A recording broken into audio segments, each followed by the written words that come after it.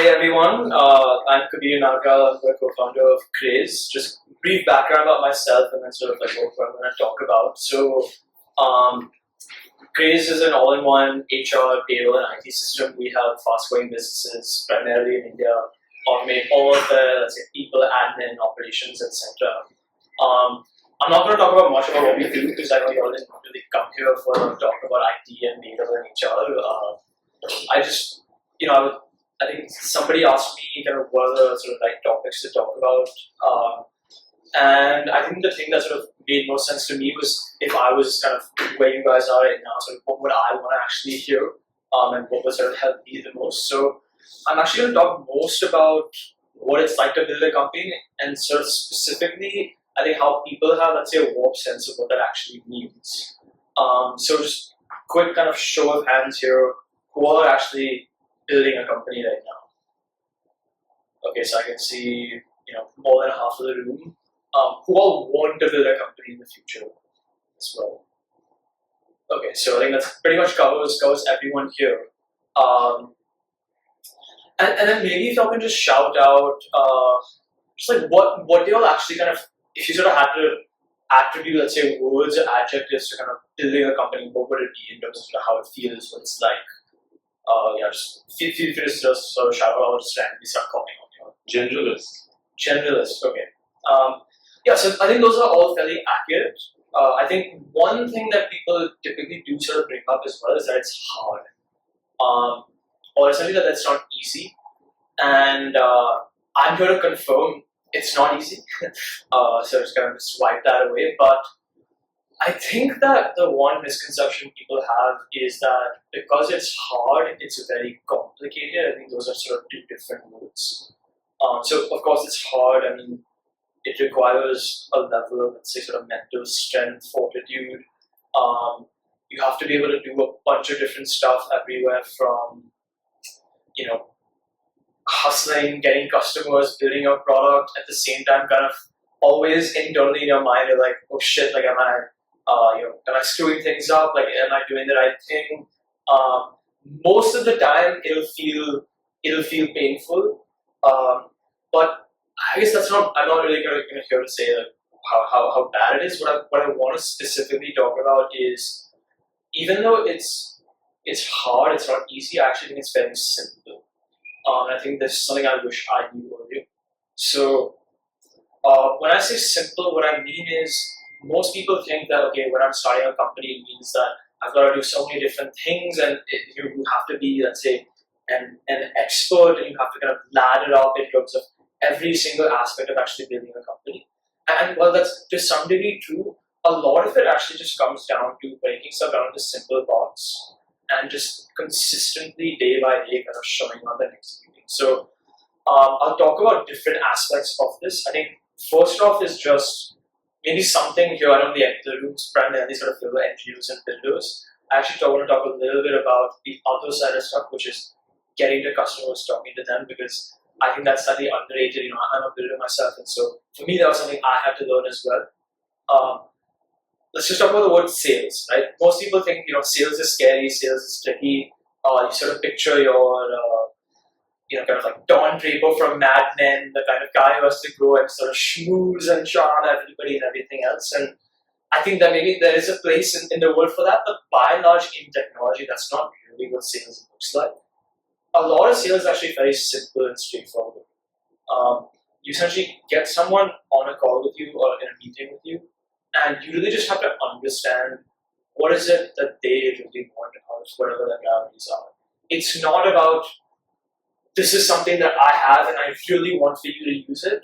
I think it's actually the other way around, which is, this is sort of what your problems are, and this is how I think I could potentially help you. And if you can't, that's perfectly fine, because then at that point, there's no point sort of selling somebody something that they actually don't really need. So I think from a simplicity point of view, even just for how we operate, the thing that I really now sort of going to sales calls maybe from beforehand is, it actually is fairly simple. Like I'm no longer sort of scared of actually getting on a sales call. You initially think, okay, this is like the founder of some big company, and let's say the head of IT or the head of finance, whatever it might be. Like this person is like this, sort of proverbial kind of mythical creature. when in reality there is another person that needs to get shit done, and that there's a reason why they're actually spending time with you. So I think a lot of it just comes down to doing these calls. The more reps you do, the better you get. Just like breaking stuff down to simple parts. This is what they want. This is what I offer. This is how you can potentially help, and then sort of moving to the next step and the next step and the next step. I think similarly as well from an engineering point of view, because I know most of you have an engineering background. There are specific exceptions, and I don't think most people in the room are actually building these kinds of companies where let's say you are sort of building a rocket, building sort of foundational AI model. Sure, of course, there requires kind of deep let's say R&D and expertise. Otherwise, a lot of it just comes down to every single day showing up, iterating, kind of building on top of the product, and kind of breaking it down to different parts. And then lastly, just want to talk about actually team as well, right? Like I think people have the misconception that it's going to be hard. It's a very kind of complicated process in terms of kind of bringing people on. I think what you guys have done with this community kind of clearly shows. I don't know. Maybe it was complicated, but it doesn't seem like it was super complicated to kind of get all these people together. A lot of it just comes down to there's this individual, and maybe even more so than a customer. A customer is just giving you money. This person's giving you their whole life when they're with you. But kind of breaking down the simple parts, which is what do they want in life? Why are they actually going to be spending time with you as you build this company? And what can you offer in terms of environment, learning, obviously kind of there's a monetary upside there as well. So yeah, kind of again sort of harking back to this is simple, making it as simple as possible. And then lastly, I know we are in a venture firm's office, so it would be remiss of me to not mention kind of raising money as well. And I do think that's typically probably the most hazy part of building a company, especially if you're not having done it before. I think that most people also misconceive what it is to raise money and also the complicated nature of it. No doubt it's hard. For context, even for us when we were raising our round, I think for every 10 investors we spoke to, there's probably 9 no's. And so kind of the hit rate there is not super high. But at the same time, if you actually kind of just break it down into its fundamental components, it is a very specific and let's say simple process. Is you want to get meetings, so you get on the meeting. Once you get on the meeting, your job really isn't actually to convince somebody who's not going to invest to invest. That's sort of where I think that's what people think is okay, it's a sales pitch.